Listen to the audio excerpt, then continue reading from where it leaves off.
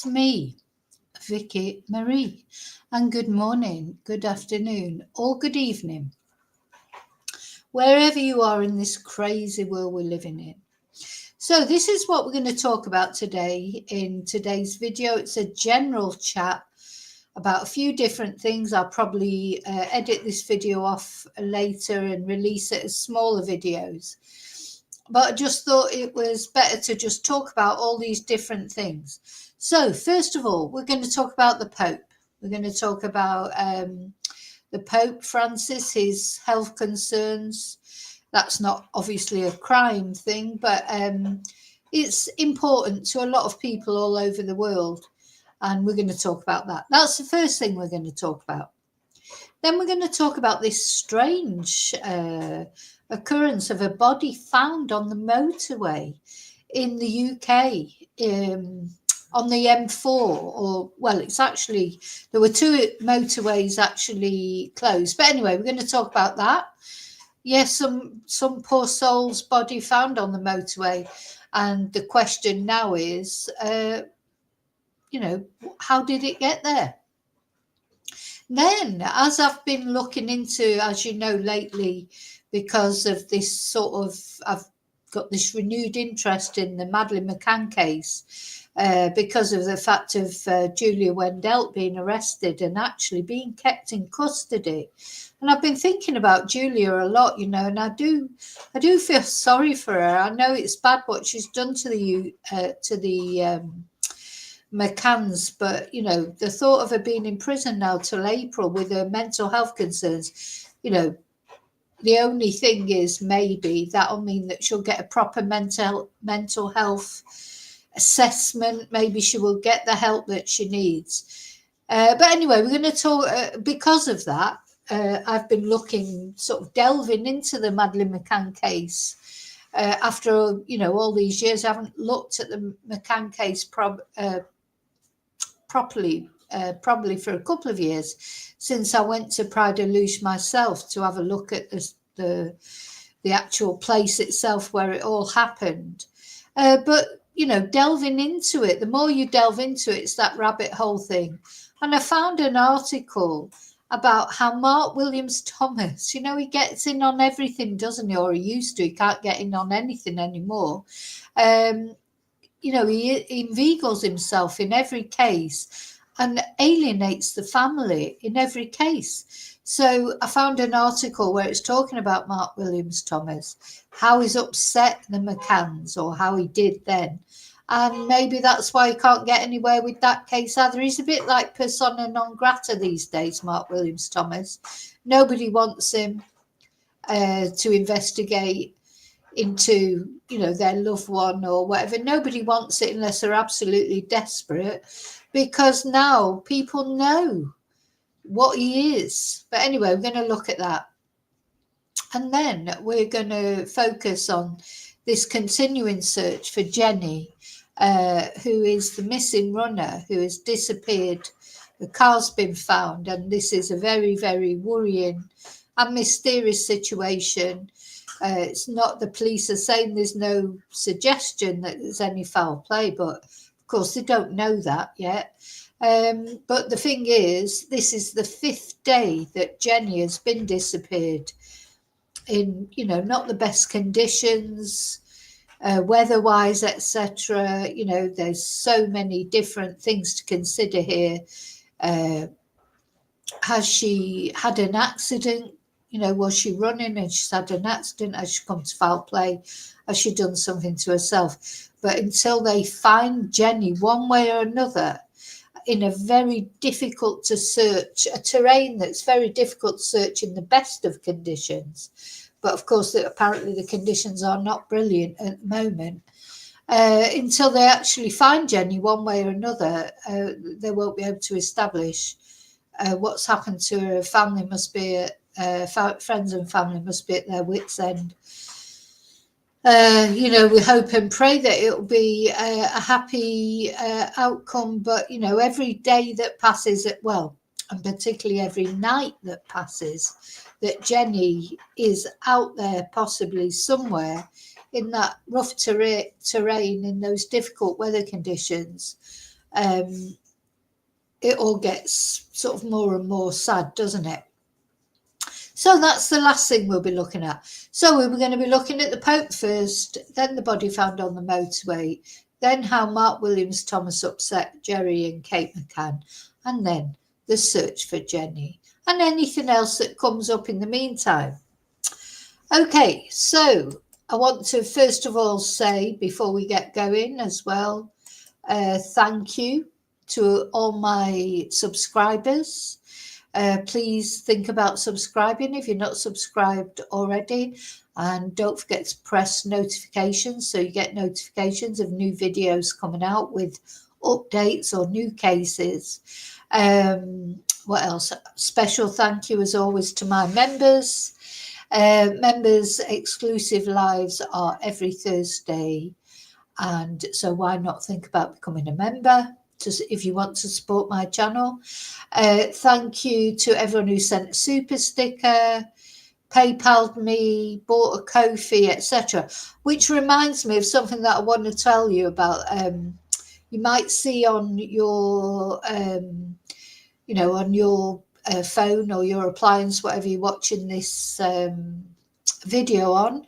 YouTube has brought up this new thing of goals. And the thing is, YouTube, they get these ideas and it's really good. And the thing is, they keep sort of reminding me, I haven't tried the goals yet.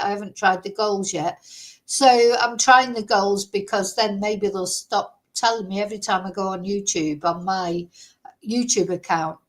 They're reminding me, about these goals. And basically what it is, you set a goal at the beginning of a video for a certain number of super stickers or, support for someone sent. Anyway, so I've done it because, I'm not telling people to do it. If you do decide to contribute, that's brilliant. Thank you.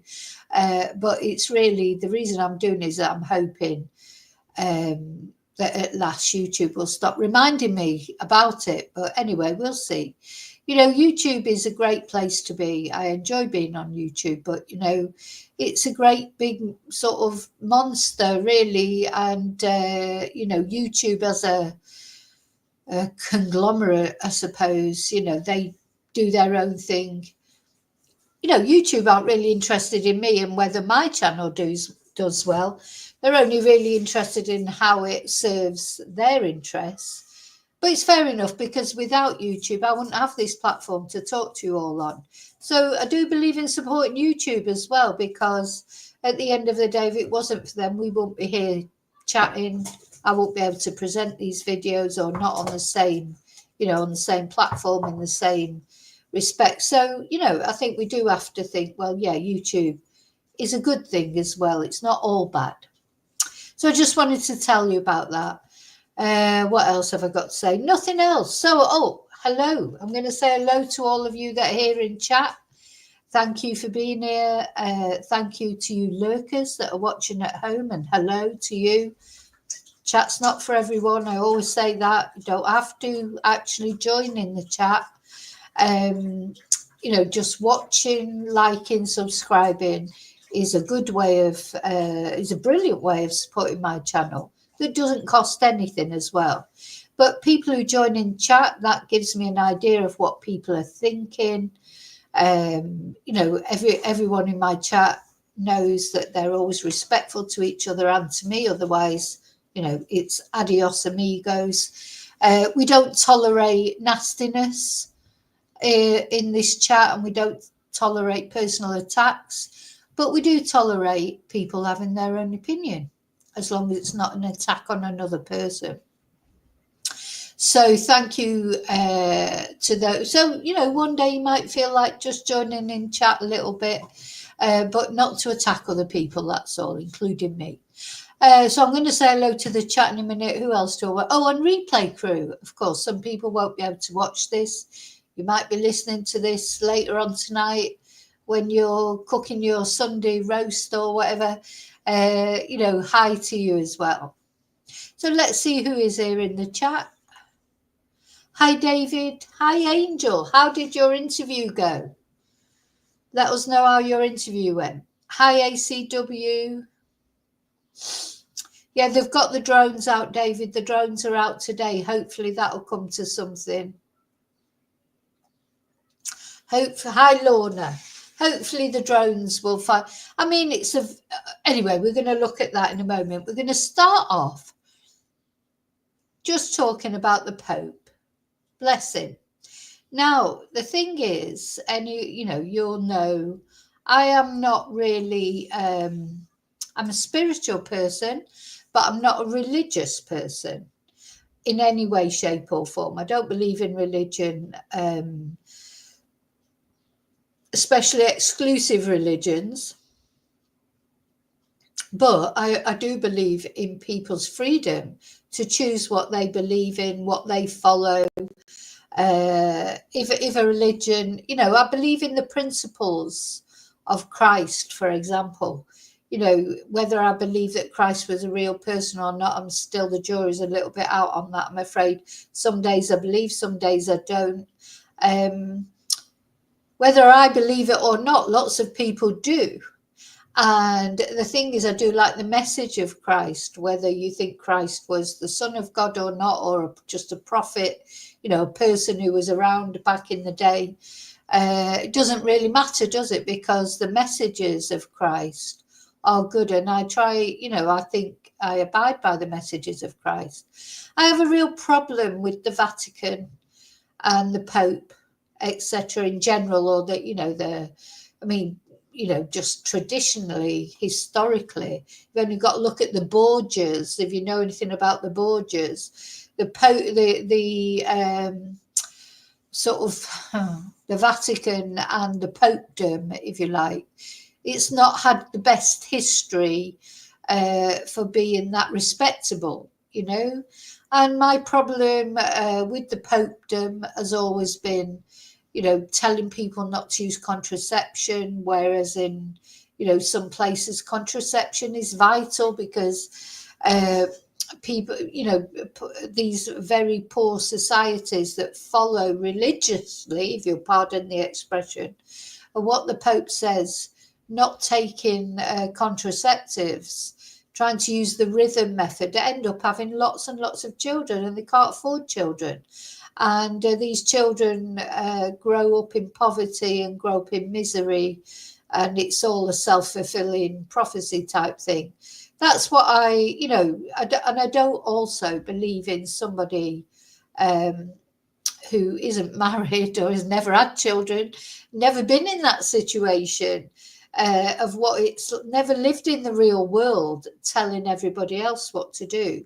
But something I do have to say is this Pope Francis, he's probably been one of the better ones, hasn't he? Of course, as well, traditionally, Christianity and the Pope, etc., has been against homosexuality and things like that. Whereas I do find that this Pope Francis, he's been a bit more progressive, hasn't he? I've got nothing against him. The other thing I want to say, any of the popes, I've got nothing against them on a human level. They're people. But to me, they're just people like everybody else, except they're people who've got a privileged life because Vatican City is, one of the richest sort of places in the world, And one thing we can be sure of is that Pope Francis will be getting the very best treatment out of that anyone can get. I don't know if the Vatican City has its own hospitals, etc. I'm not sure. Or I think he's actually in an Italian hospital, but not in the Vatican. Anyway, let's have a look. But he's very poorly, bless him. He is poorly. He's quite elderly, though, of course. But he's very poorly. And it doesn't look very good. It hasn't looked good for a couple of days, to be honest. But the Vatican have been trying to sort of probably calm people because, people, and I'm not taking that away from people who do believe in Catholicism and believe in the Pope, they're very concerned. They believe, they have this reverence for the Pope. And if Pope Francis, if something does happen to him and he passes, he shuffles off this mortal coil, there's going to be a lot of people all over the world that are going to be very upset about it. So we have to respect that. But just let's have a look at what is being said. So initially they were saying, they were sort of trying to lessen it, I think, or trying not to, trying to say it looked like he was going to get better, etc. And then they stopped saying that. And now they are admitting that he is very, very, very poorly. So he had pneumonia in both lungs, from what I can gather. Anyway, let's just have a look at actually what it says in the news items.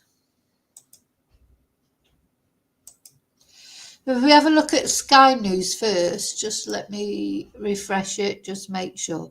So, yeah. Oh, he sent a message from his hospital bed. Oh, that's a good sign. So, this update comes after the Pope was reported to be in critical condition as he battles double pneumonia at the Gemelli Hospital in Rome. So, he's in the Gemelli Hospital in Rome. Now, is it just me, or Pope Francis, he used to be a lot slimmer than that, didn't he? I was looking at him, he looks in these photos. Let's put the video on. Because he's been taking steroids, because often when people take steroids, which can help with infections, etc., they tend to get a bit bloated looking, and he just looked to me, when I saw this, because, I don't really follow the Pope, I thought, oh my God, I'm sure the last time I saw photos of him, he was a lot more gaunt looking.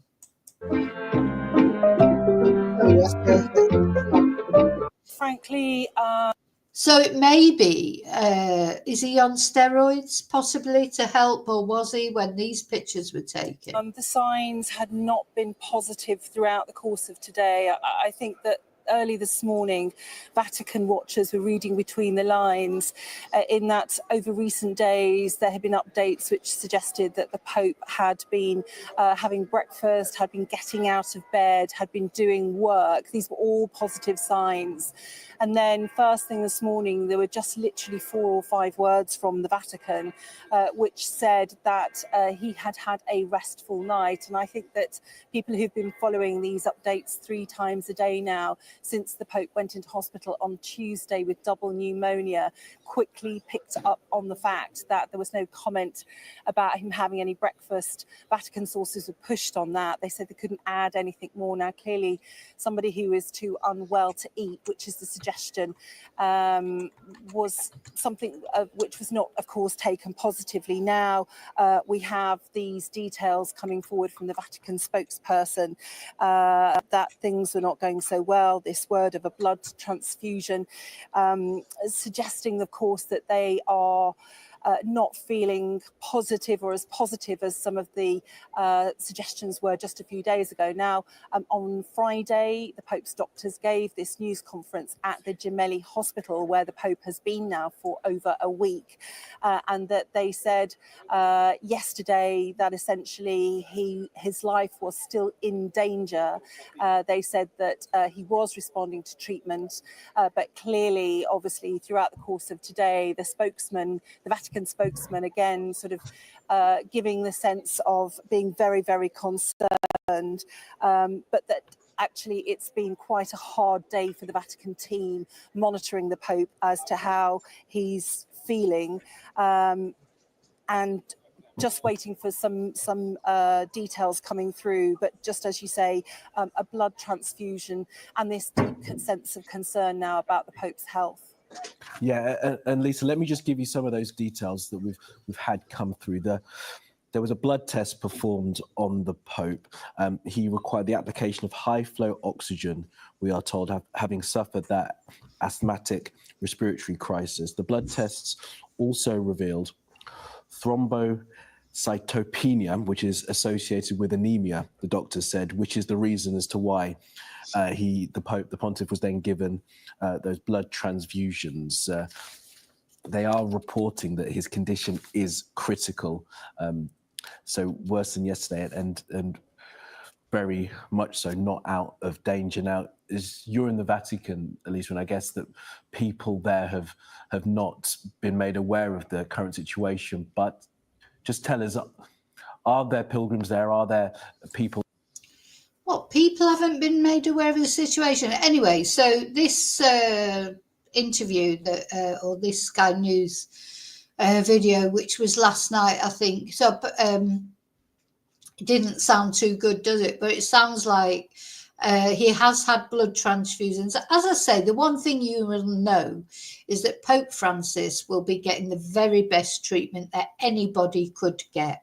And if he can be saved, if he can recover, it will. If he doesn't recover, let's say, it won't be for lack of trying and lack of the best efforts. And you know, on a personal level, just on a human level, I hope he does recover, and also for the sake of people that I know think a lot of Pope Francis.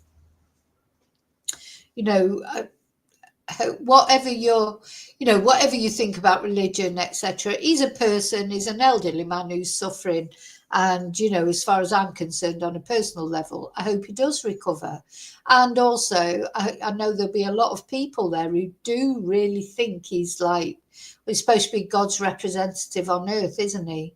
So but yeah, last night it was looking very, very negative. It seems to be, maybe it's a bit more positive this morning. I don't know. People who have gathered for this moment, praying for the pontiff at this very critical time for him. Well, I mean, the Vatican and St. Peter's Square is full of pilgrims a lot of the time, because this is a very special year in the Catholic calendar known as the Jubilee year. So there are always pilgrims here. But just picking up on a couple of the points that you were making there, because obviously this information is coming to us as we speak. The fact that the Pope is using high flow oxygen is not a good sign. We have been specifically asking Vatican sources throughout the course of the week, is the Pope on oxygen? There wasn't much clarity on it throughout the course of the week, and then it became apparent at this news conference yesterday that he was using from time to time what is known as a nasal cannula. So that's a small amount of oxygen which is going through the nose. So now to sort of revert to this high flow oxygen gives you a real sense of the Pope, frankly, struggling to breathe. Now, we know that chest issues have always been his Achilles heel health-wise, in that he lost part of a lung at the age of 21 when he... Yeah, he lost part of a lung at the age of 21, so he's done well to get to the age he is, to be frank. But yeah, as I say, on a personal level, nobody wants to think of an elderly man struggling to breathe, no matter who he is. You know, if you've got any sort of human kindness in your heart, it's not nice to think about. He suffered from pleurisy. That was when he was a young man studying as a scientist, but also studying theology as well, when he was living in Buenos Aires in Argentina. Of course, he's an Argentine, born in Argentina. So what we're seeing here are these signs of deterioration. And I think, Kamani, that you said that the information that you were getting was that his condition was now described as critical. If that's the case, then that would be for the very first time that the Vatican is using this kind of language. Remember that there was something yesterday at the press conference which was said, which was that he's not at risk of dying. Now, that was a kind of literal translation from Italian to English. And I think that some people sort of saw that as quite a positive sign. But I think if you kind of dig down into that, the translation was the fact that he was stable yesterday. So it would be a departure if the Vatican is now describing his condition as critical. You know, another worrying sign now about the amount of medical intervention that the Pope is requiring, given that he has been in hospital now for 8 days. He went into hospital, of course, last Friday, struggling with bronchitis. Then a few days later, he was diagnosed with a respiratory tract infection. And then it was on Tuesday of this week that doctors then said that he had pneumonia in both lungs. Now, of course, in those early days of the week, the Vatican was saying that he was in good spirits. he was reading, he was managing to get out of bed. And in fact, in the middle of the week, he had a visit from the Italian Prime Minister, Giorgia Meloni, and she talked about not only his good spirits, but also managing somehow amongst the frailty. Oh my God, a visit from that fascist. Please don't let, if I'm ever in this position, don't ever let any fascist be visiting me on my deathbed. Like, so, of course, the Italian Prime Minister, she's about as far right as you can get without falling over. You know, Mussolini would be proud of her. But anyway, she went to visit him. I suppose like I should take off my politics head and put on, it's nice that she went to visit him. And I doubt very much, you know, I think that was probably more of a publicity stunt than anything. But yeah, at the end of the day, this is an elderly man struggling to breathe. And, you know, it makes you think, because, you know, and I do think Pope Francis, I mean, there's those of you out there I know from some of my followers and that who are staunch Catholics, and I know I have friends as well who are gay, but they like Pope Francis and the things that he's been quite a progressive pope, I think. But anyway, any of you who out there who know, leave a comment. Let me know what you think of Pope Francis as far as popes go, you know. So I think even for someone a bit cynical like me about the Pope, I do feel that he has been one of the more progressive ones. To display his traditional sense of humour, his customary sense of humour, something that we know that he is denoted for. But, you know, interestingly, I've actually just come back, our team just come back from interviewing a senior archbishop here, someone who is close, a confidant of the Pope. And I was talking to him saying, you know, exactly 2 weeks ago here in St. Peter's Square, for the Sunday Mass, the Pope was out and about. It was extremely cold. It was a cold, wet, damp day. And everybody that you talk to here, Vatican watchers, and even this Archbishop confidant that I was talking to, in his words, said it was a mistake. But the Pope is a very determined character. At that point 2 weeks ago, people said that when he was seen, when he was at events, he was already coughing. He was already sort of struggling to breathe. And at that event, he had to hand over his text to an aide to finish. Now, obviously, it was after that event, some 5 days later, that he went into hospital. But just a note about how stubborn a character is, how determined a character he is, that last Friday, when he went into hospital, he was actually having a meeting on that day with the Slovak Prime Minister. They were photographed. He looked okay. But we understand that at that time, behind the scenes, doctors were saying, we're very worried about your condition. You need to go to hospital. But he was insistent that he finish his meeting with the Slovak Prime Minister. So that gives you a sense of how determined a character Pope Francis is. It's that determination equally that his friends, his confidants, that Vatican sources say they hope will see the Pope through to a full recovery. So let's see then what it carries on saying, because that was the video from last night. But it says here, Pope Francis is still receiving a high flow of oxygen but has suffered no further crisis. He's eating normally and clinical tests are ongoing. Well, he's 88 years old, you know, so as I say, he's 88 years old now. Look, when you're 87, I know 88 doesn't seem that old. But the thing is, he's had a very long life. He's had a very privileged life, maybe not in his early years. I don't know too much about his early years. But, you know, he has had a privileged life. He lives in the Vatican. He lives amongst opulence. He's not suffered. He's not had to worry about how he's going to pay his electric bill or how he's going to put food on the table for his children. So he's had a good life. Even if it does result, and I'm not wishing that on him. I hope he, I don't, at the moment, the world's so crazy. I certainly don't want to see another significant change in the world, because you could end up with some fascist pope, As far as popes go, I think Francis is one of the better ones. So I certainly don't want to see him go. But you know, at the end of the day, he is 88 years old. So, you know, it's possible that he might, but he will be getting the very best treatment. He will be made as comfortable as possible.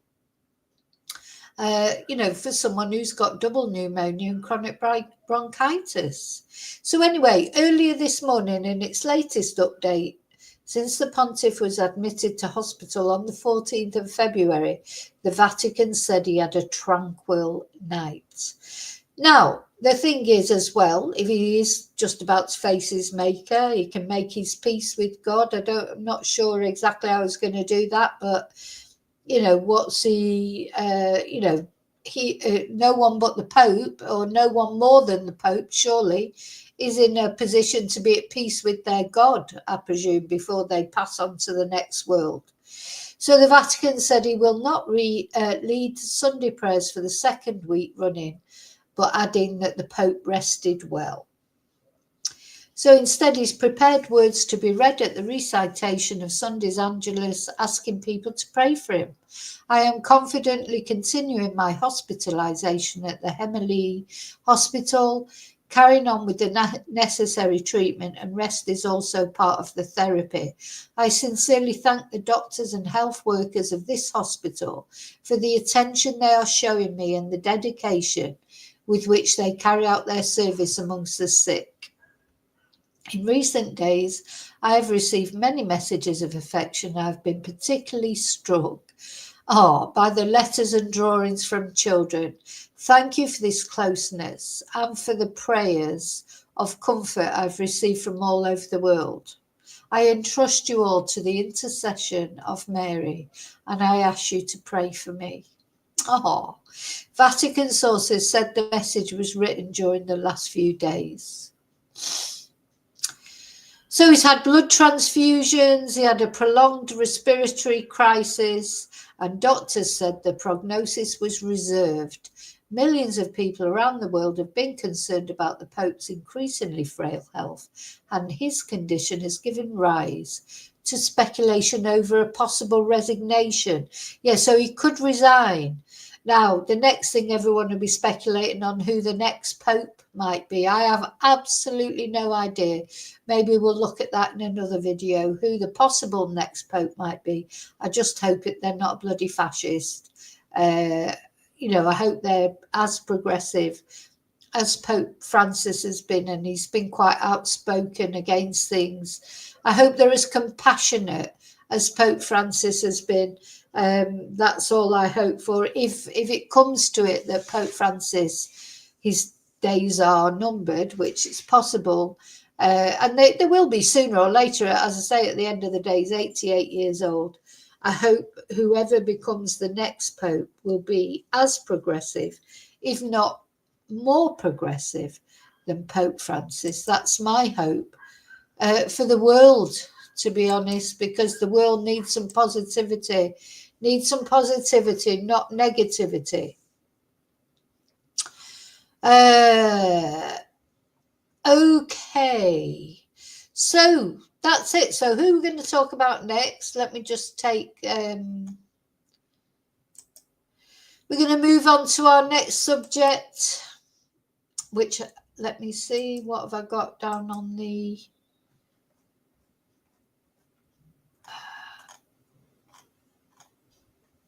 thumbnail. The body found on the motorway in the UK. So this is a very strange subject because, or a very strange event. So this body was literally found yesterday on the motorway. Let's have a look at the article about it. But already within 24 hours, this body has been identified. You know how long it normally takes for bodies to get identified, etc. But apparently this one has already been identified within 24 hours. Now, I'm sure they'll have found things, you know, with this body, maybe their driving license or, you know, whatever, credit cards, etc., whatever evidence of identity they've found on the person. Maybe the police knew that this person had been reported missing. I don't know, but surely they can't have had a formal identification. so quick, can they? Within 24 hours, unless the family's gone along, have they, and identified them in the morgue? You know, don't know. But it just does seem very quick identification. But anyway, they have identified them because the family's been informed, apparently. So this, the M4 has reopened in both directions after a body was found on the carriageway. Now, I can't imagine how that feels.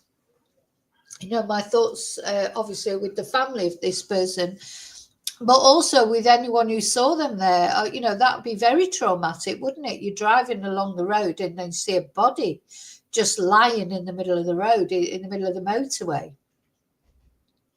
Police were called to reports of something in the road between Junction 20, the Almondsbury interchange, and Junction 22, Orkley, on Saturday at 6:40 on Saturday evening, 6:40 p.m. So I just want to say to anyone who's watching who doesn't know, this is near, it's near London, is it? Where is it? Is it near London? The M4 is a London motorway, isn't it? I don't know where Almondsbury interchange is or Orkley is. Maybe we should have a look. Orkley. You know, my geography of the UK is not brilliant. So South Gloucestershire. So Orkley is a hamlet in the, what? Yeah. Orkley is a hamlet in the parish of Ulverston. Let me put it up there and then.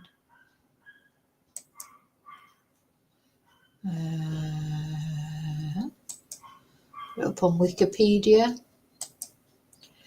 Well, it looks lovely, you know. It looks so. Orkley is a hamlet in the parish of Ulverston in South Gloucestershire. Lies just off the M4 and M48 junctions. So that's where it is. Have we got a? Can we see? Look, so this is where it is in. As far as you know, you've got a map of Britain there. It's down here. Gloucestershire. That's where this has happened. Very sad. Where are we now? Just carry on reading about it when I can. Now I've lost what I was reading.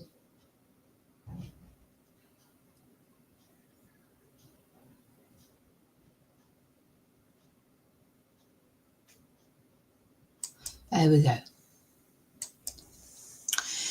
Avon and Somerset police said human remains had been found and they were investigating how they'd come to be on the motorway. So it's believed to be a man in his 40s. Officers have been able to identify the body and they have informed his next of kin.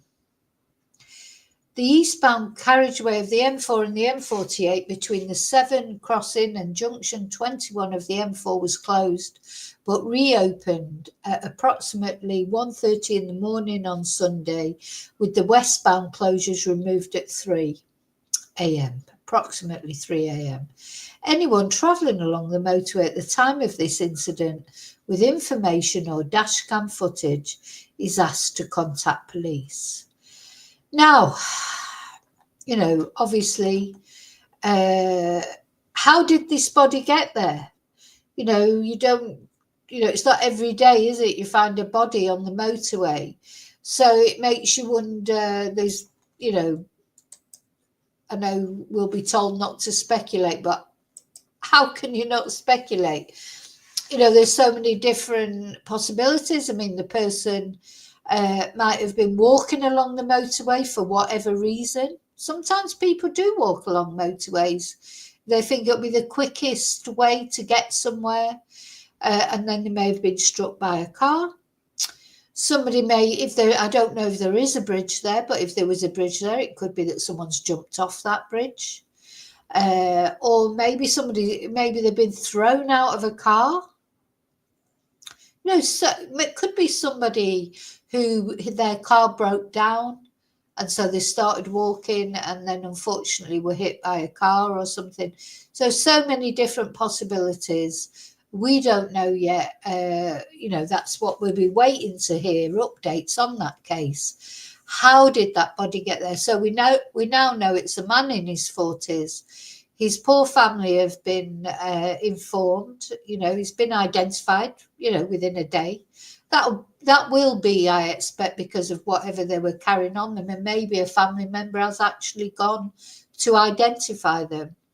And that could possibly be why it's been so quick. But the thing is, how did this person get on the motorway? How did this horrible thing happen?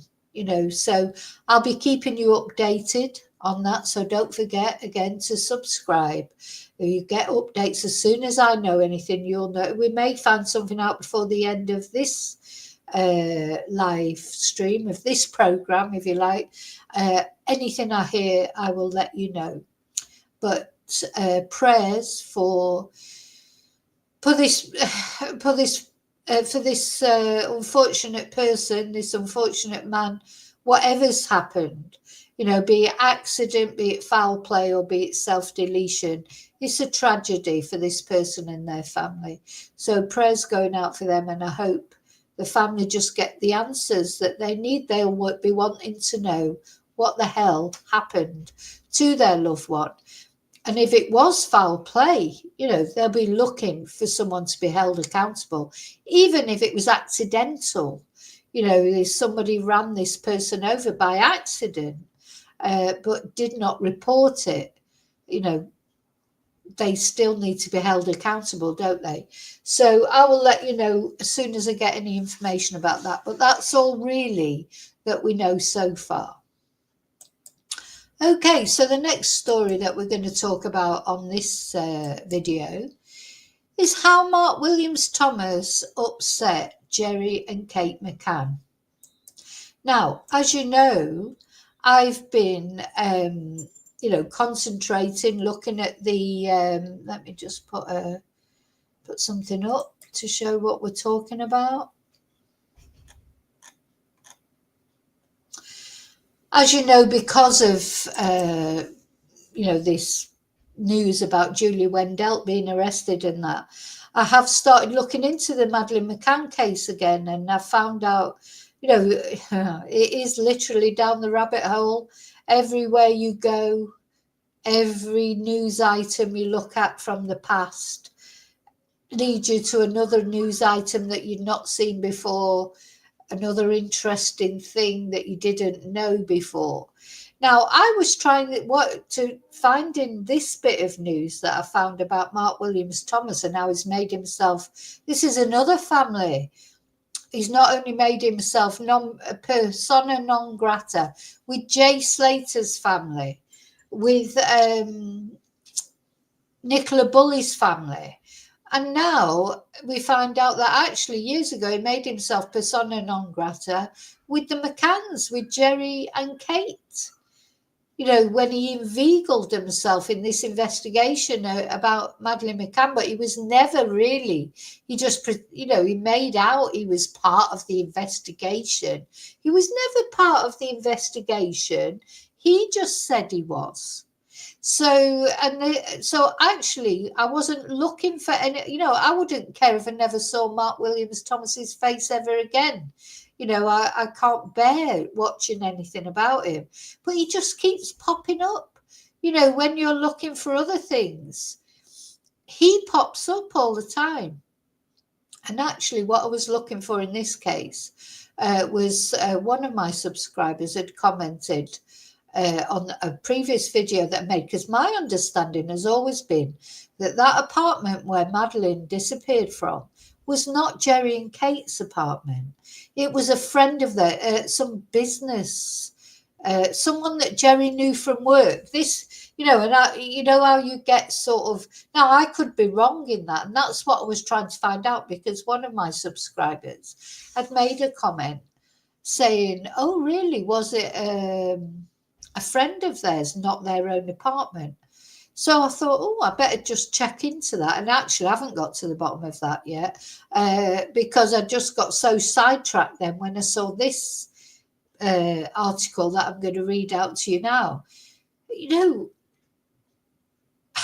okay, let me just read you the article, and then, as always, you make of it what you want. I'm just presenting it. You'll have your own views, you know, whatever views you have about Mark Williams Thomas.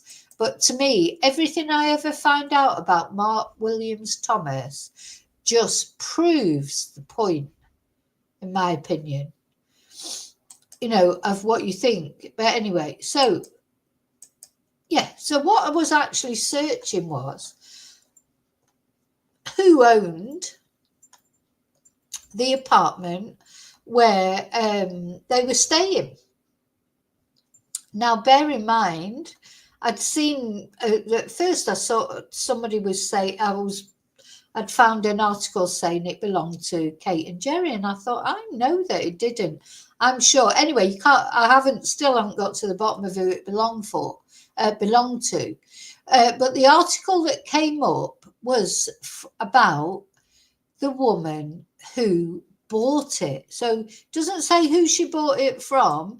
So it doesn't say she bought it from Kate and Gerry, or she bought it. It doesn't say who owned it. It just says that she bought it from someone. Sorry, it's flicking up and down as usual. So it starts off this article talking about the woman who's bought it. Oops. Sometimes these articles, they just flip backwards and forwards. So a British grandmother has bought the apartment in Portugal where Madeleine McCann vanished for half the asking price. So this was in 2017. Kathleen Maguire Cotton, who is in her 60s, is said to have snapped up the apartment for $113,000 after it had been on the market for $255,000. I mean, that is a good price for that apartment because it is in a lovely place, I must say. Having said that, you know, if you were in your 60s, like I am, I wouldn't have bought that because you've got the sort of, you know, the Ocean Club next door. So that's only 5-10 minute walk just round the corner to get to that. But to go down to the beach, and don't forget I've been there on location, walking down to the beach is quite steep down. It's about 10-15 minute walk. It's not a long walk. And going down is not that bad. It's when you're coming back up, it's steep coming up. And, you know, if you had mobility problems, you know, which people do have as they get older, would you really want an apartment where you had to walk that far down to the beach? Or maybe she's just bought it because of its notoriety, because, you know, it once was the McCann's apartment. Having said that, she has revealed she's not using it for that because she's revealed how sightseers have offered her cash to see inside, but she's vowed never to let them enter apartment 5A at the Ocean Complex in Pride of Louth as a mark of respect. So that's very nice, because there will be some people who would have bought that apartment and they'd be selling tickets for you. Probably Mark Williams Thomas, he missed out there, didn't he? Could have bought that apartment and sold tickets for people to come in and have a look inside. And there he could have paid for his new drama then that he's trying to raise money for. So anyway, this lady has bought it at a very good price. 113,000 is a good price because that's a very elite part of, like the Algarve, you know, property prices. They are high, you know, so she's done well price-wise.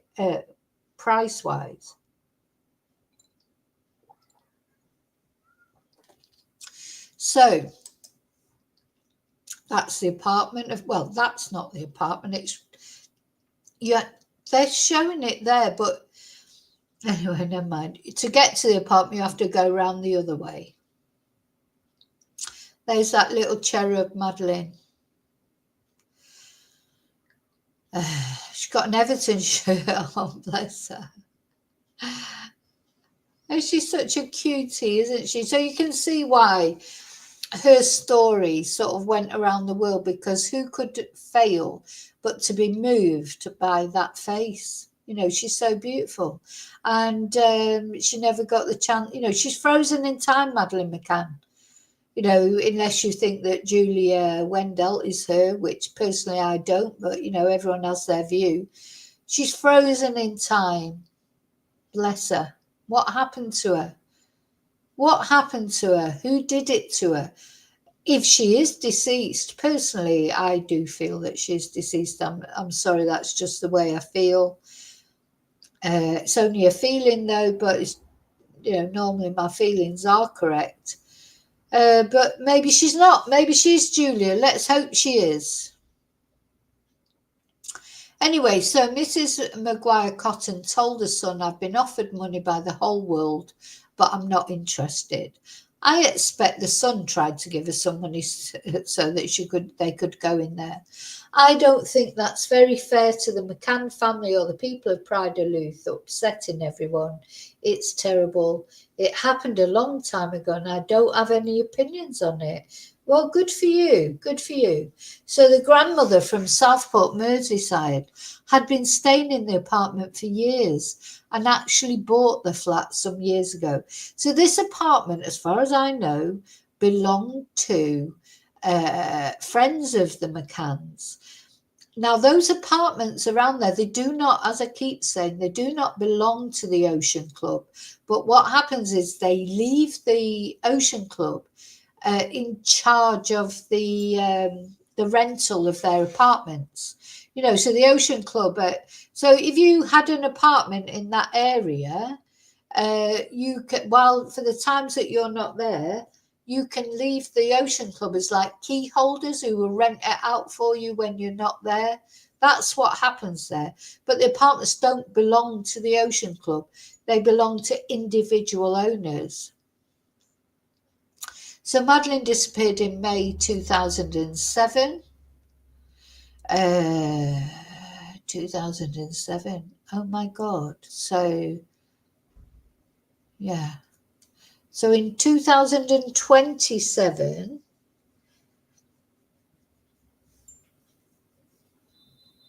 oh gosh, I can't do numbers. Somebody tell me, in 2027, how many years will that be that Madeleine has been missing?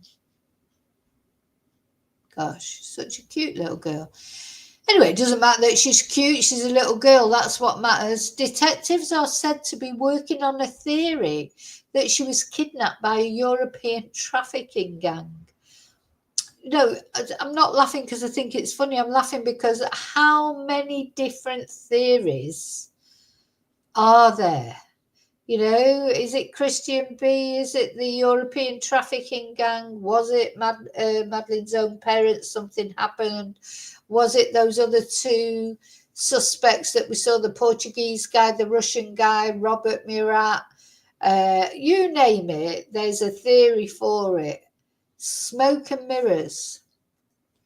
At the early stages of the investigation, journalists from Portuguese magazine Sol speculated that their parents were involved in the disappearance, but allegations against them were dismissed quickly.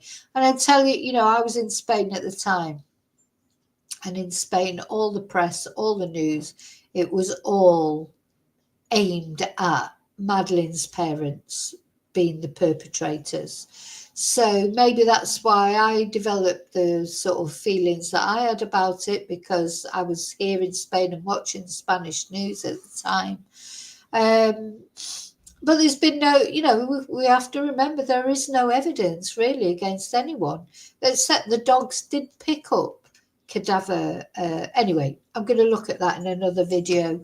As I say, I'm doing these sort of snapshots into the Madeleine McCann case. I just recently put some videos out about the Smith sighting, etc. And but you know, people are still interested, which is incredible, really, after all this time, that this is still a case that grabs everyone's interest.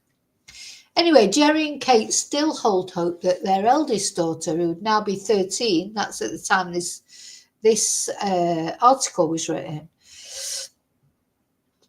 is still alive despite being missing for close to a decade. So at this point, it says nearly 12 million the investigations or the inquiry had cost. Now, we know it's a lot more than that by now, but they still won't just spend €100 or whatever, £100, £60 on a DNA test. It's odd, isn't it? Now, I do feel with Kate, Kate, obviously, she's a mum who's lost her daughter, whichever circumstances she's lost her daughter in. She's still a mum who's lost her daughter. I do feel it shows on Kate's face. I think Kate looks tortured. I don't know if she's tortured because of the thought of what's happened to Madeleine at the hands of someone else, or because she knows what happened to Madeleine. I don't know why, but she does look tortured. And I do feel for her. I really do feel for her. I don't know about Gerry. I'm not keen on Gerry. Sorry, don't like him. Can't like him. But that doesn't mean to say he hasn't lost his daughter. But of course, Gerry is a surgeon, or was a surgeon. He's ice cold. I've seen quite a lot of interviews with Gerry where I've just felt, there's this sort of, I don't know what it is with Gerry. Just something that I can't put my finger on. But whereas Kate, I do feel Kate is tortured. And I think if the McCanns have had anything to do with, what happened to Madeleine, if anyone ever cracks, I do feel it will be Kate. I can't see Gerry ever cracking.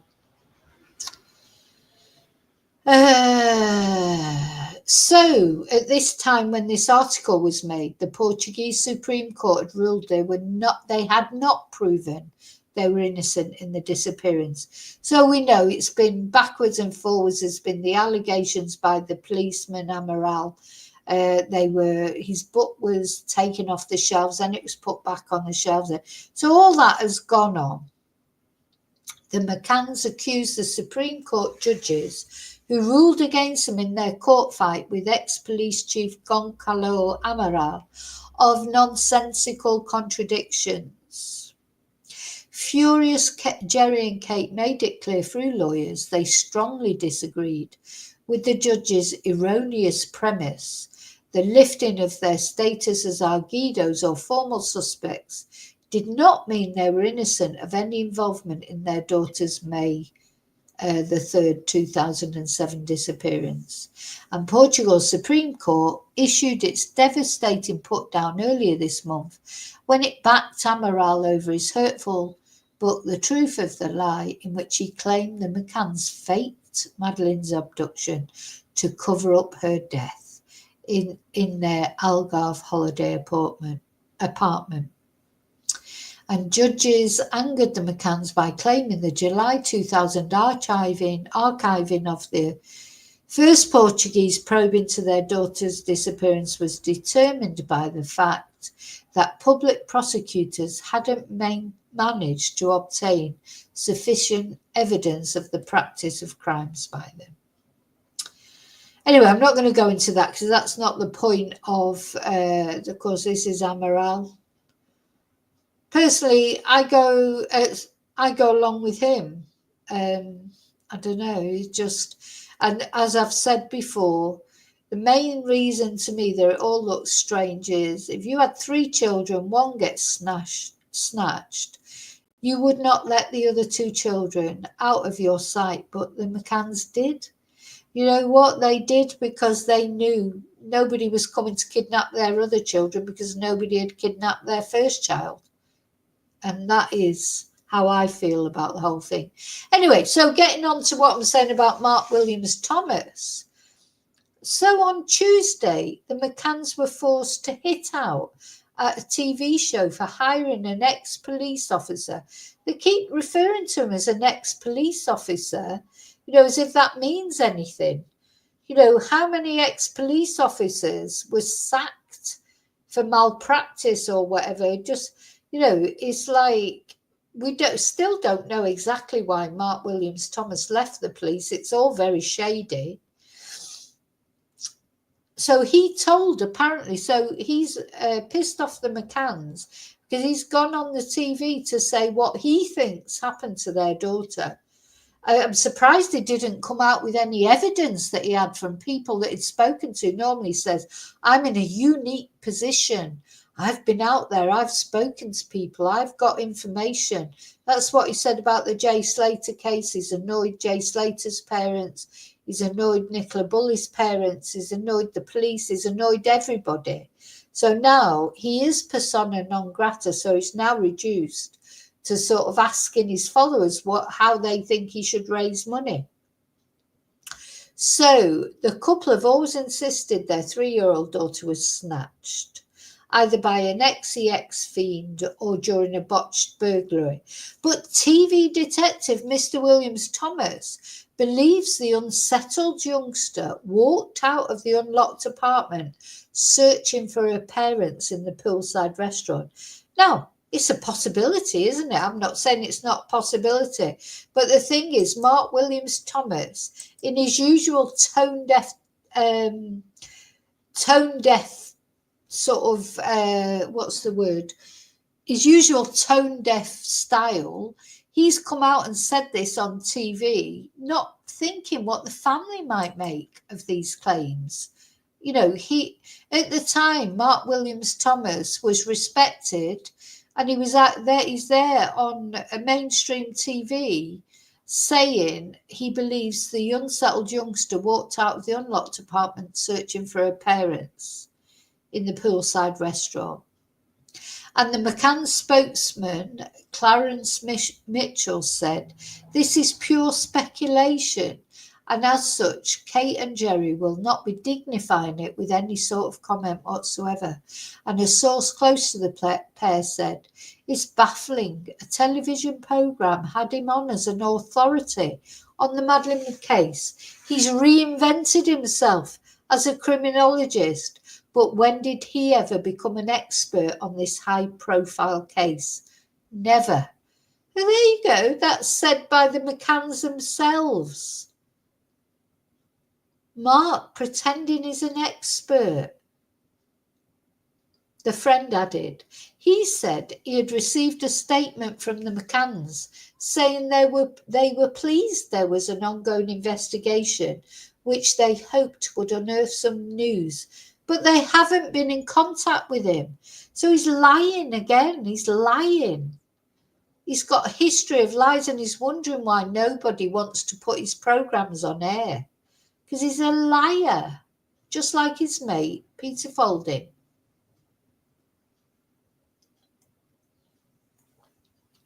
Allegedly.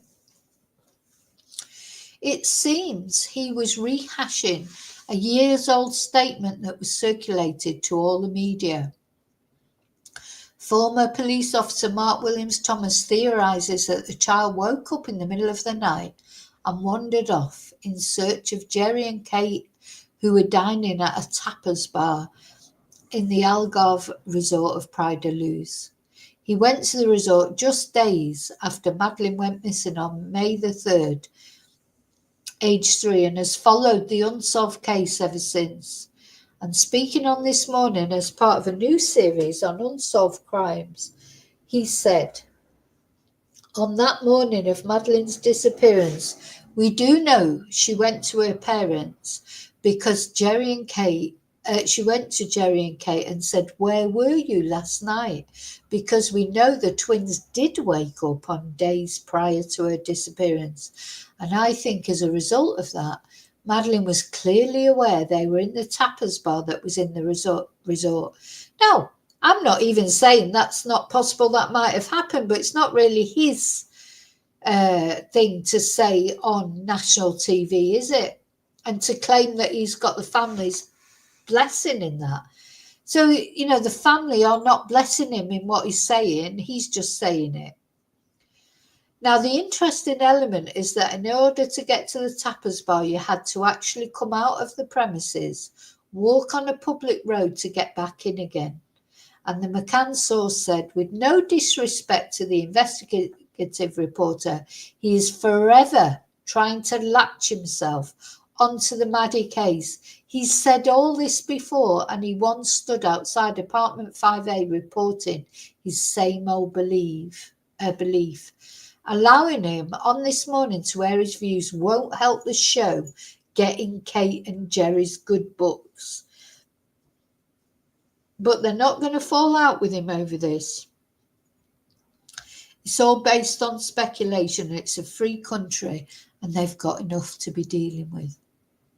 So former GP Kate and heart doctor Gerry. So yeah, Gerry's a heart surgeon, or he was then. They were both 48 of Rothley, Leicestershire. Believe that Maddie could still be alive and never given up hope of finding her. They face the heartbreaking 10th anniversary of her disappearance in 10 weeks. She would now be age 13. Mr. Williams Thomas boasts he has far-reaching experience of working at the centre of high-profile investigations, and the self-styled boasts on his website how he has over the last decade reported on the biggest crime stories. Now you can actually watch the video, but I can't put the video on because Good Morning Britain always pick you up for copyright.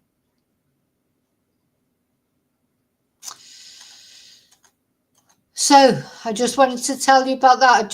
When I saw that, I just thought, God, because quite often I'll talk about Mark Williams Thomas and, you know, what a boaster he is and how he just, you know, he's alienated so many families because it's all about him. And there you go, best mates with Peter Folding, who's the other one. I will always call these kind of people out because it's all about their ego. It's nothing about the families or the victims. They could not give an SHIT about the families or the victims. They only care about their own public persona. Okay, so that's what I wanted to tell you about that. Let me just put the... just put down a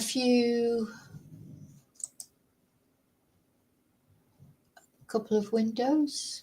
Okay, so as always, let me know in your comments what you think about it all. I think Mark Williams Thomas, to be honest, he has, what's the word? He is, well, I've been saying it for a while. I've been saying it for 2 years, but even more so now, the Jay Slater case just added to his, you know, he's lost his reputation. His credibility is gone. And it's a shame, really. But not really, because then you think, well, what credibility did he have apart from the credibility he said he had? Same with Peter Folding. Gone. You know, you start telling lies. And in these days, you know, because we're talking about an age now where people look into things more. Maybe 20 years ago, you would have watched Peter Folding on the TV or Mark Williams Thomas and thought, ooh, you know, and when they're telling you how brilliant they are, you think, oh, God, yeah, they are really brilliant. Now we know they're actually not, because we can look into things ourselves, find out the truth. And then we also know that the families don't want to know them. That says a lot, doesn't it, really? You know, when they're saying that they respect to the families and this, that, and the other, but they don't care about the families. Anyway, so now we're going to talk about Jenny. I'm surprised. I'm surprised that. Listen, I just got to say something here. I appreciate people being on the chat and giving their information. But please do, you know, for those of you, don't just assume that people are in the chat who are telling you things, it's right what they're saying. Please don't just assume that. Quite often it's happened in my chat. and I'm not referring to anyone specifically, but people come in and say, oh, this has happened, or that's happened, or this is definite. Please, please, please do not take what people say in the chat with the best will in the world as gospel, because it's not necessarily gospel. So I just want to say that if I'm telling you something, it's gospel as far as I know it. As far as I will always find, you know, like that article we just looked at, it was a definite article. I don't, you know, I can't do any more than present you with the things that I find out. But please, please, please be aware that when people say things in the chat, it's not necessarily true. It may be true. I'm not saying it's not true. I'm just saying it may not be true. So, because quite often that's happened recently and before. If people come on and say, oh, this has happened, that's happened, or this is a fact. It's not a fact if someone says it in the chat. It's a fact if you look into it, investigate it, find out where it comes from. So I'm just saying that with the best will in the world. Please appreciate that. Not everything that everyone says in chat or in comments or whatever is true. Just be aware of it. Okay, so we're going to talk about Jenny now. Chat is chat. Exactly. Chat is chat. Chat is nothing more than chat. But listen, it doesn't mean to say it's not relevant or important. You know, it's good. It's good that people chat, but it's not gospel. It's chat. Okay.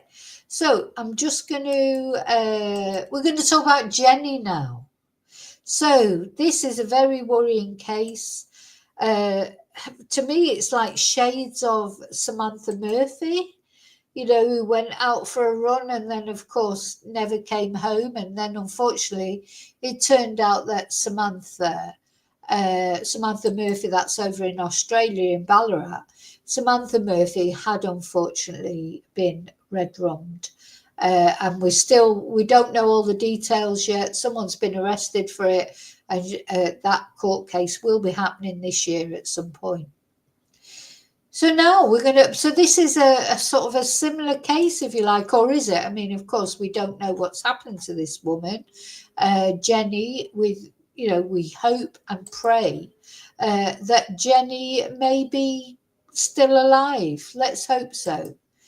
Now, actually, I think I'm going to show you, first of all, where her car was found. So let's see. Can I go into this anymore?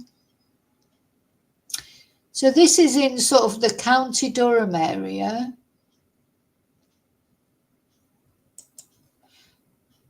Oh, hang on. No, that's the wrong one, isn't it? That was Gloucestershire. Sorry, no, I'm on the wrong one. That's the one I should be on. So this is where this has happened, or where this lady's car has been found. So this lady, young girl, I mean, she's only in her early 20s. She lived in, let's see if I can find the...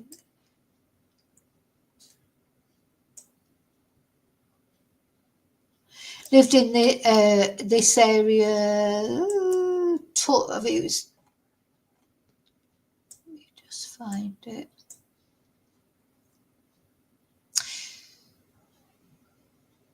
Toftill, West Auckland. She lives somewhere in this area, but I can't find the actual place. Oh, there it is. So she lived here and I know I won't, people have tried to help me with the pronunciation, but I probably still won't pronounce it right. But it's Towlaw, Towlaw. That's where she lived. Small place near County Durham in the UK. You can see not far from Newcastle. That's where she lived. And that's where she was last seen. And she went out round about, it was after 3 o'clock on Saturday evening, and her car was found somewhere on this road, the B6278, between Eggleston and Stanhope. That's where her car has been found, somewhere along this road here. And this is like a big national park sort of area, vast area with woods, brooks, you know, and open sort of moorland as well. You know, it is massive. So the police started off their search around where her car was found, and then they and now have extended their search to places where she used to like to run. Because she's a runner. I say she used to like to run. She likes to run. So she's a runner. She likes running. So there's a thought that had she gone for a run and something's happened, maybe she's had an accident, maybe she's been a victim of foul play, or maybe, you know, she's unalived herself, or maybe she literally has had an accident. She's just waiting for someone to come and find her. But the thing is, she is missing. Her car was, well, I won't say it's abandoned there. Her car was parked up there somewhere on this B6278, and that's where the police are concentrating their search. But we don't know, you know, nobody knows what's happened to her. And this is her, this is Jenny, bless her. She's only 23 years old. Her family will be so worried. You know, be really worried.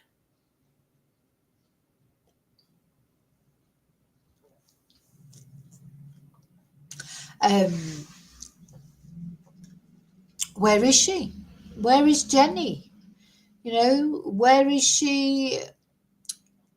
And she's there somewhere. Well, her car's there, so unless she's actually been taken to another place, you can presume that she is around that area somewhere. And so you can see why the police would have started off their search there. So the search so this is the 5th day. I mean, it's not so much the days, it's the nights, isn't it? You know, to get through 5 nights or 4 nights in the conditions in the winter in the UK, it's worrying, isn't it? So she was last seen leaving her home at Barracks Farm, Tolo, County Durham on Tuesday, just after 3 o'clock. And you know, I said in a previous video, it's quite late, isn't it, in the winter to go out for a run? Or is it? I mean, those of you out there who do go out for runs, would you go out at 3 o'clock? Wouldn't it be dark by 4 or 5 o'clock? Anyway, her red Ford Focus was found parked on the B6278 in remote moorland between Eggleston and Stanhope on Wednesday. And Miss Hall, a keen long-distance runner, is described as 6 foot tall, very tall for a woman, with very long dark hair, and was last seen wearing a blue hoodie with a John Deere logo and dark jogging bottoms. And Durham police said it would be working in Hammersley Forest, where she was known to run in the surrounding areas. And Hammersley Forest was created by Forestry England in the 1920s. Sections are used for lumber production, but the area is also popular with walkers and cyclists. It spans 4,942 acres. It's the largest woodland in County Durham, and it's located about 16 miles from the town she's from. And it attracts about 200,000 visitors a year. So the police had put out a statement saying that they know people will be out and about, but to try and stay away because it confuses search dogs, you know, the scents of lots of different people. Because today's Sunday, people will be out there on a Sunday, whatever the weather, won't they? If people are going out anywhere, Sunday will be the most popular day, unless the weather's absolutely terrible, which I don't think it's that bad. I mean, it's just typical February weather. Or is it? I don't know. I know I've got some subscribers in that area. Let me know, what is the weather like at the moment? So, of course, they've got these rivers, these brooks. And Chief Inspector Haythornwaite said he wanted to thank those who had contacted them with information so far. We really do appreciate your help and support. He said the force was aware that families would be walking around the forest recreationally today and asked them to give space to officers conducting the search. Please try not to disrupt the search area. And alongside the police, Teesdale and Weardale Search and Mountain Rescue Team said its teams had so far searched over 60 miles of paths and tracks. And they said the biggest challenge is the area size itself and the terrain. The terrain is muddy and boggy. Where is this girl? Oh, where is she? Bless her. And so they thanked the public for offers of help, but individuals were advised not to try and assist, as it could hamper the systematic search. Yeah, because they'll be searching it, they'll have a grid, they'll be searching it bit by bit. They started off from the car, of course, where her car was found, and now they'll be going further and further afield. But you can look at that. I mean, where do you start? Well, you start where the car was. Now, apparently, they're looking at the running trails where she might have gone. But anyway, motorbike officers, specialised sniffer dogs and air support drones have also been involved in the search so far. And if you have any information, ring 999. Now, there was, let me just see.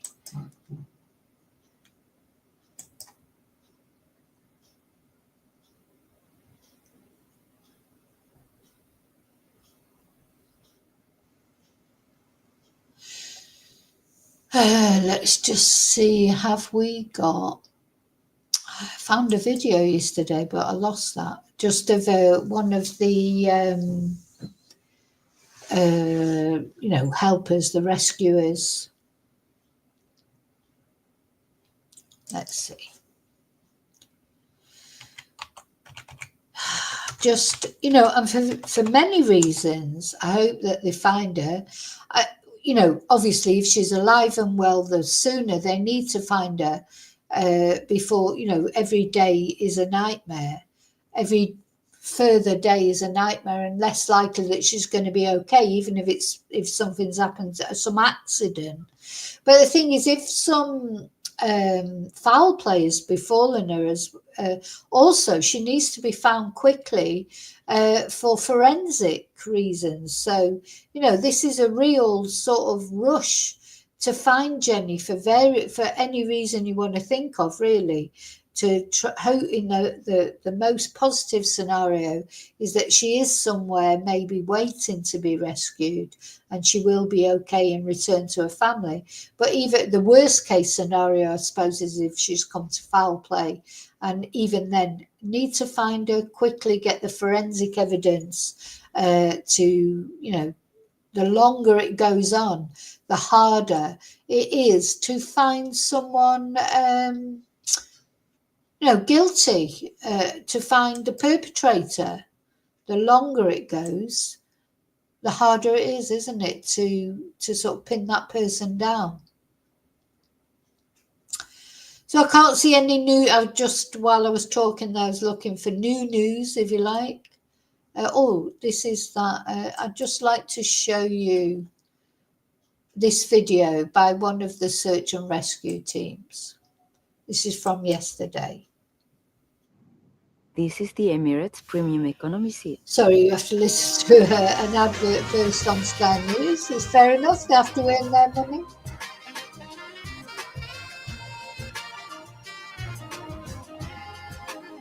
Economy. Perhaps they need to call it something else. Fraser, what are police saying?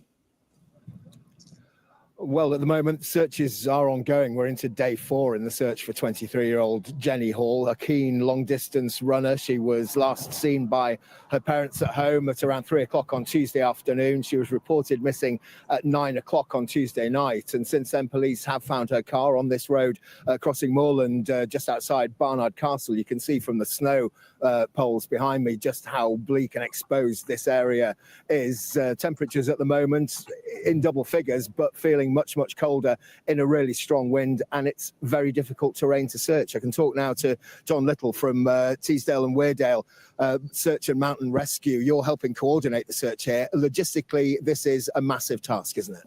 It is, yes. It's a very wild area, and she could be almost anywhere within it. So today we've got 7 drones, we've got 10 search dogs, there's about 60 mountain rescue volunteers, 10 different mountain rescue teams, massive coordinated effort, but we're all pulling together alongside the police to try and do what we can to find Jenny. And this terrain is so variable, isn't it? It's so difficult to get across and to carry out that coordinated, precise search. It is. It's very difficult terrain to cover and to search. I mean, have you seen that terrain? Let's just go back a little bit. That's where the we're all pulling together will alongside help. the police to try and do what we can to find Jenny. And this terrain is so variable, isn't it? It's so difficult to get across and to carry out that coordinated, precise search. It is. It's very difficult terrain to cover and to search. I mean, what you can see here doesn't look too bad. You could just gamble across it, absolutely. But you go a bit further afield, and suddenly you get deep groughs that you can fall into. Very soft peat. You can go in up to your waist before you know what's happened, and thigh deep heather.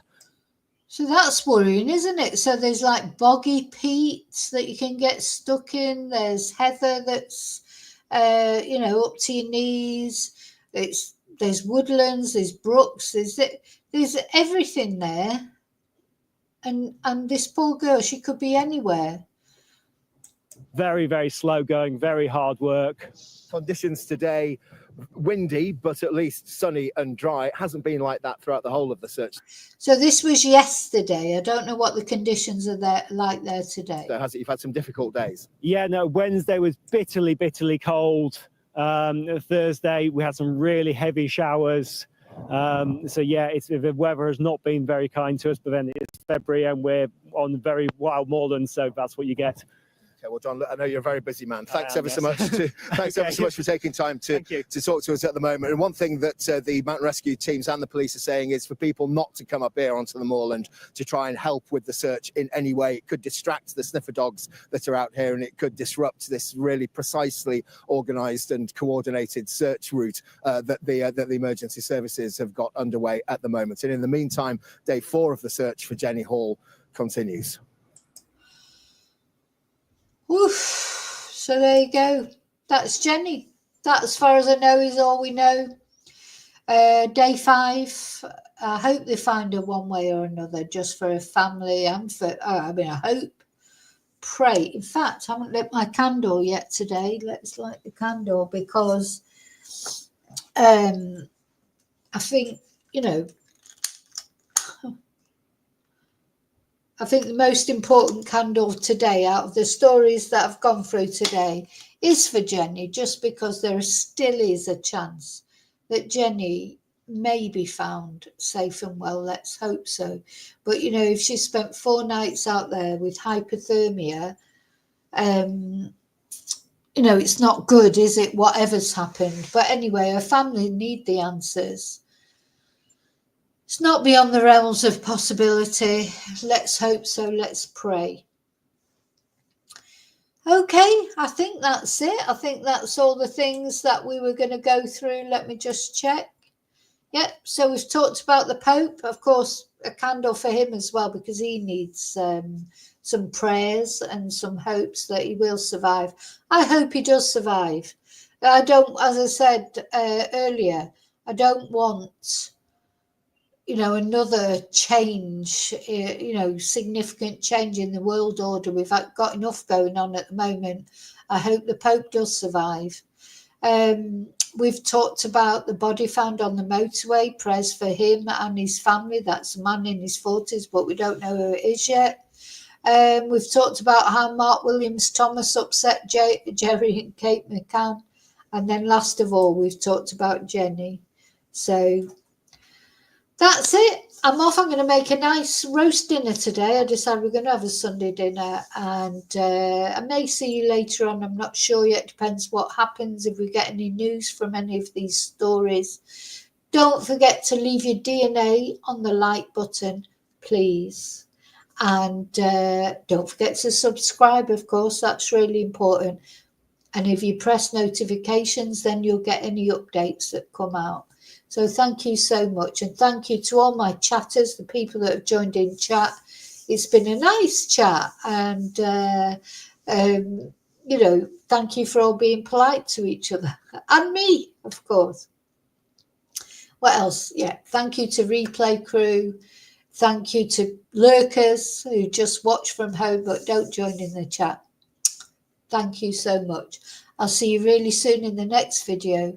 And until then, as always, may your God go with you. Thank you.